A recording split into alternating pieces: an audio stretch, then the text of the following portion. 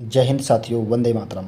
कैसे हैं आप सभी दोस्तों। आज इस वीडियो में हम आपसे वैदिक सभ्यता और बुद्ध से संबंधित जितने भी क्वेश्चन बनेंगे उस पर विस्तार से चर्चा करेंगे। दोस्तों, यह वीडियो आपके लिए आरपीएफ, कांस्टेबल और सब इंस्पेक्टर के लिए बहुत ही महत्वपूर्ण साबित होने वाली है।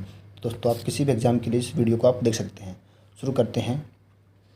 वैदिक आर्यों का प्रमुख भोजन था। आपके ऑप्शंस हैं जौ और चावल, दूध और इसके उत्पाद, चावल और दालें, सब्जियां और फल। दोस्तों, ये क्वेश्चन पिछली परीक्षाओं में पूछे गए हैं। ये दोस्तों प्रीवियस ईयर क्वेश्चन है। दोस्तों, आपका जो सही उत्तर है इसका आंसर है दूध और इसके उत्पाद। यह वैदिक आर्यों का प्रमुख भोजन था। नेक्स्ट क्वेश्चन है, निम्नलिखित में से कौन सा अन्न मनुष्यों द्वारा सबसे पहले प्रयोग होने वालों में से था? जौ, जई, राई या गेहूँ? दोस्तों, जो इस क्वेश्चन का सही उत्तर है यह जौ था, जो वैदिक आर्यों द्वारा प्रमुख किया जाता था।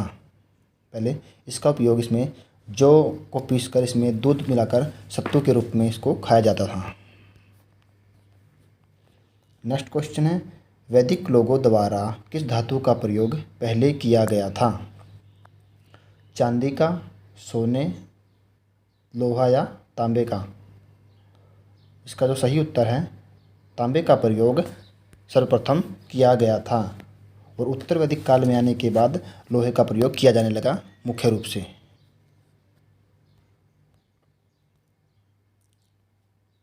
अगला क्वेश्चन है आपका,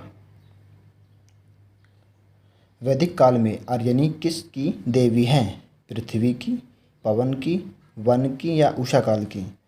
जो आर्यनी थी यह वन की देवी मानी गई हैं।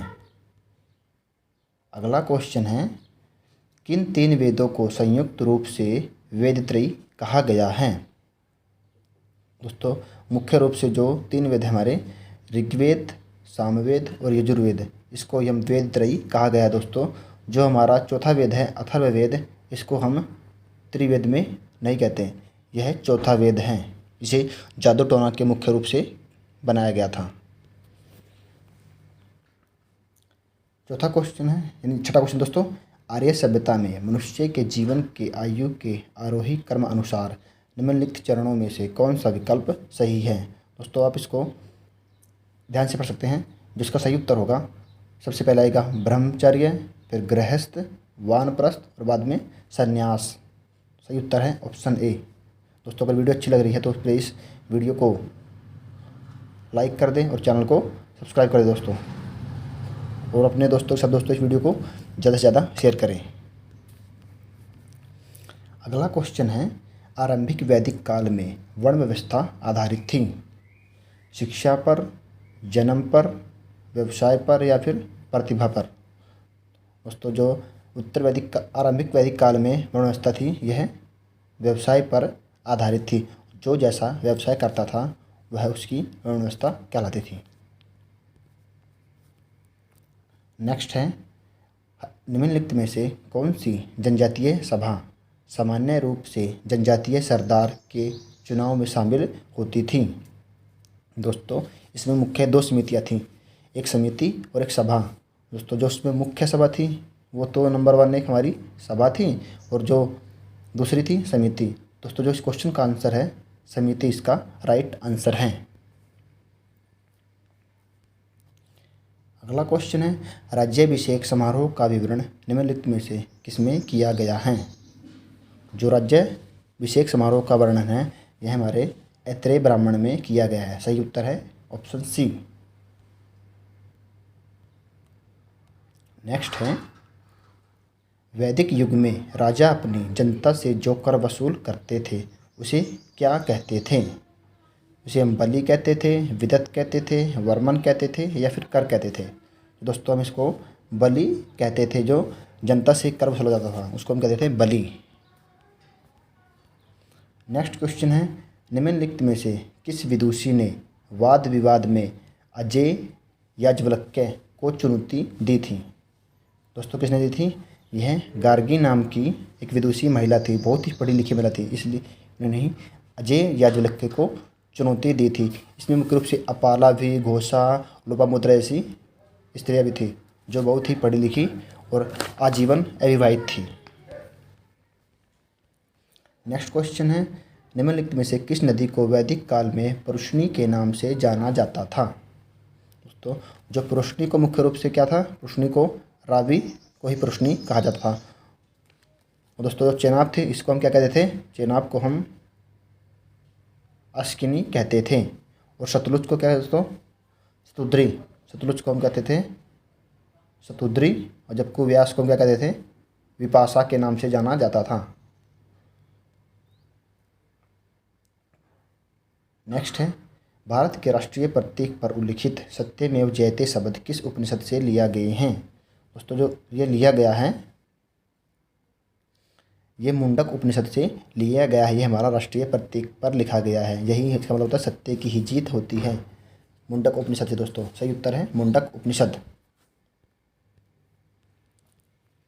नेक्स्ट क्वेश्चन है, प्राचीन भारत में निम्नलिखित में से किस विवाह को विधि सम्मत नहीं माना जाता था? दोस्तों जो गंधर्व विवाह है इसे विधि सम्मत नहीं माना जाता था। वैसे दोस्तों 8 प्रकार के विवाहों का वर्णन किया गया है हमारे वैदिक काल में। वेदांगों के संदर्भ में निम्नलिखित में से कौन सा शब्द अनुष्ठान को दर्शाता है? दोस्तों अनुष्ठानों को दर्शाता है जो मुख्य रूप से शब्द है वो कल्प है। दोस्तों क्या, कल्प वेदांगों के संदर्भ में अनुष्ठान को दर्शाता है। दोस्तों हम करें आपसे अब बौद्ध और जैन से संबंधित जितने भी क्वेश्चन बनेंगे दोस्तों वीडियो को अगर नए हैं तो प्लीज़ चैनल को सब्सक्राइब कर दें और वीडियो को लाइक कर दें। और दोस्तों इस वीडियो को अपने दोस्तों के साथ ज़्यादा से ज़्यादा शेयर करें। अगला क्वेश्चन है, गौतम बुद्ध का जन्म स्थान किसके द्वारा अंकित किया जाता है? दोस्तों यह दोस्तों जो मुख्य रूप से किया गया था, ऑप्शन ए अशोक मौर्य का रोमनदेही स्तंभ में कहा गया है। दोस्तों जो कहा जाता था महात्मा बुद्ध का जन्म दोस्तों कब हुआ था, 580 ईस्वी पूर्व में हुआ था दोस्तों। और दोस्तों जिनकी मृत्यु हुई थी 483 में हुई थी। कहाँ हुई थी, कुशीनगर में इनकी मृत्यु हुई थी। और नेपाल के रोमनदेही में इनका जन्म हुआ था माना जाता है।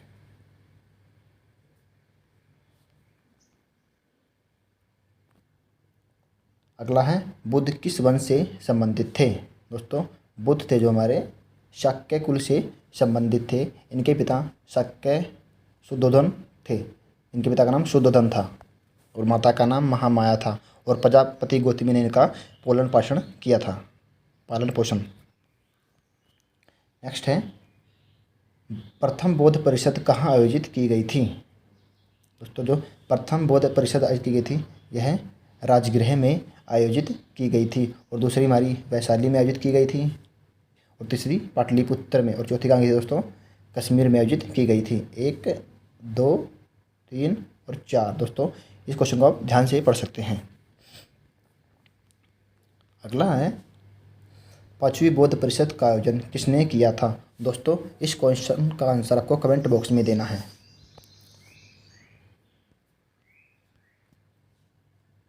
बुद्ध का अर्थ है दोस्तों, बुद्ध का अर्थ क्या दोस्तों, बुद्ध का अर्थ होता है ज्ञान प्राप्ति दोस्तों, बुद्ध। नेक्स्ट क्वेश्चन है, बौद्ध धर्म ने समाज के 2 वर्गों को अपने साथ जोड़कर एक महत्वपूर्ण प्रभाव छोड़ा। ये कौन से वर्ग थे? दोस्तों जो ये 2 वर्ग थे, बहुत ही इंपॉर्टेंट क्वेश्चन है दोस्तों। इसका उत्तर है स्त्रियाँ और शूद्र थे दोस्तों। पहले इसमें से स्त्रियों को जाने की बौद्ध धर्म में जाने की अनुमति नहीं थी, जो इनका मठ भी बनाया गया था। लेकिन बाद में इनको अनुमति मिल गई थी आनंद के कहने पर, जो इसका प्रिय शिष्य था बुद्ध का। दोस्तों वेरी वेरी इंपॉर्टेंट क्वेश्चन, बौद्ध धर्म निम्नलिखित में से किन मतों पर विश्वास करता है?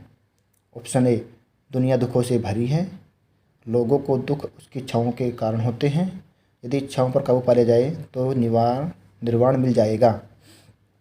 नेक्स्ट है, ईश्वर और आत्मा के अतिरिक्त अस्तित्व को स्वीकार करना चाहिए। दोस्तों जो इसका सही उत्तर है ए और बी, सी ऑप्शन इसके सही हैं। तो सही उत्तर है ऑप्शन सी इसका सही उत्तर है।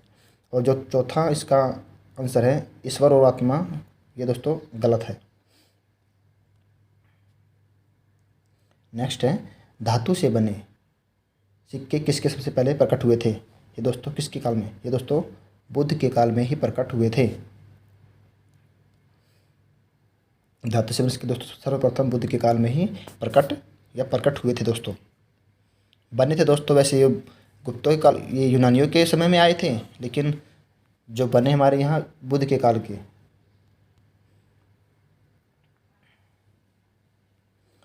प्रारंभिक बौद्ध धर्म की संरचना किसमें में की गई थी? दोस्तों पाली पाठ में की गई थी। प्रारंभिक बौद्ध धर्म की रचनाएं दोस्तों पाली पाठ में की गई थी। नेक्स्ट है, निम्नलिखित में से कौन सा एक भारत में उत्पन्न सबसे बाद वाला बौद्ध धर्म का ग्रंथ है? दोस्तों कौन सा है? ऑप्शन डी वाम सातपाक्षिणी है। नेक्स्ट है, बौद्ध धर्म में बुल का संबंध बुद्ध के जीवन की किस घटना के साथ है? ये दोस्तों जो बुल का संबंध होता है इसको ही हम क्या कहते हैं? सांड है। इसको ही बुल को हम सांड कहते हैं। दोस्तों इसके जीवन जन्म से संबंधित है। इसके यौवन का प्रतीक था जन्म, सांड। अगला क्वेश्चन है, इच्छा सब कष्टों का कारण है, इसका प्रचार करने वाला धर्म कौन सा है? दोस्तों जो इसका पहले प्रचार करने वाला पहला धर्म था ये बौद्ध धर्म था। बुद्ध के पवित्र अवशेषों पर निर्मित गुंबदकार छत वाली अर्धगोलाकार संरचना को क्या कहते हैं? ये दोस्तों इसको हम स्तूप कहते हैं। अशोक ने ही 84,000 स्तूप बनवाए थे। दोस्तों ये सभी मध्य प्रदेश यूपी में स्थित हैं। नेक्स्ट है, निम्न में से कौन सा शासक बुद्ध का समकालीन था? दोस्तों समकालीन मानी जाए तो उदयन भी था, अजातशत्रु भी था और बिंबिसार था। दोस्तों जो डाउट लग रहा है हमसे पद्मनंद पर ही है, पर महापद्मनंद इसके समकालीन नहीं थे। दोस्तों इसका आंसर ये होना चाहिए। इसमें पूछा समकालीन था या इसका दोस्तों जो क्वेश्चन होना था निम्न में से कौन सा शासक बुद्ध का समकालीन नहीं था, तो दोस्तों इसका आंसर बनता पद्मनंद। दोस्तों इस क्वेश्चन में भी प्रिंटिंग है। नेक्स्ट है, कौन सा स्थान गौतम बुद्ध से संबंधित नहीं है? दोस्तों सारनाथ भी है। इन्होंने पहला अपना भाषण दिया था। कुशीनारायण की मृत्यु हुई थी। बोधगया में इनको ज्ञान की प्राप्ति हुई थी। दोस्तों पावापुरी किस संबंधित है? दोस्तों पावापुरी दोस्तों महावीर, ये हमारे जैन धर्म के महावीर से संबंधित है। नेक्स्ट क्वेश्चन है, भारतीय इतिहास के निम्नलिखित युगों में से किसके दौरान क्षत्रिय एक विशिष्ट पहचान रखते थे? दोस्तों बुद्ध के युग में क्षत्रिय एक विशिष्ट पहचान रखते थे। उसके बाद ये उनका घटने लगा। भारत में जैन धर्म का संस्थापक कौन है? दोस्तों अगर मेन माना जाए तो जो जैन धर्म का संस्थापक है ये महावीर जैन को ही माना जाता है। दोस्तों इनका जन्म 563 ईस्वी में हुआ था जंबिग्राम में, और मृत्यु दोस्तों इनका हुई थी पावापुरी में हुई थी, बिहार। नेक्स्ट है, जैन धर्म का पहला तीर्थंकर किसे माना जाता है? दोस्तों जैन धर्म का जो पहला तीर्थंकर माना जाता है इसको हम ऋषभदेव को माना जाता है। इन्हीं का ही नाम क्या था? इन्हीं का ही नाम आदिनाथ भी माना जाता है। दोस्तों जो हमारे दोस्तों पार्श्वनाथ थे ये हमारे 23वें तीर्थंकर थे। 23वें। इन्हें सम्मेद शिखर पर दोस्तों 100 वर्ष की आयु में 100 वर्ष तक तप किया था। दोस्तों इनको ज्ञान की प्राप्ति हुई थी। दोस्तों हमारे जो दूसरे नंबर के थे वो है हमारे अजीतनाथ दूसरे नंबर के थे। और हमारे जो दोस्तों 24वें थे ये हमारे महावीर स्वामी हुए थे, जैन धर्म के 24वें तीर्थंकर। इनका ही नाम क्या था? वर्धमान। अगला है, जैन साहित्य को क्या कहते हैं? दोस्तों जैन साहित्य को हम अंग कहते हैं। दोस्तों तो ये वीडियो आपको कैसी लगी? आप अपनी राय कमेंट बॉक्स में दे सकते हैं। दोस्तों इस चैनल को ज़्यादा से ज़्यादा सपोर्ट करें। और दोस्तों अगर वीडियो आपको अच्छी लगी तो प्लीज़ वीडियो को लाइक करें और चैनल को दोस्तों सब्सक्राइब करें। दोस्तों जय हिंद दोस्तों, धन्यवाद। जय हिंद, जय भारत, वंदे मातरम।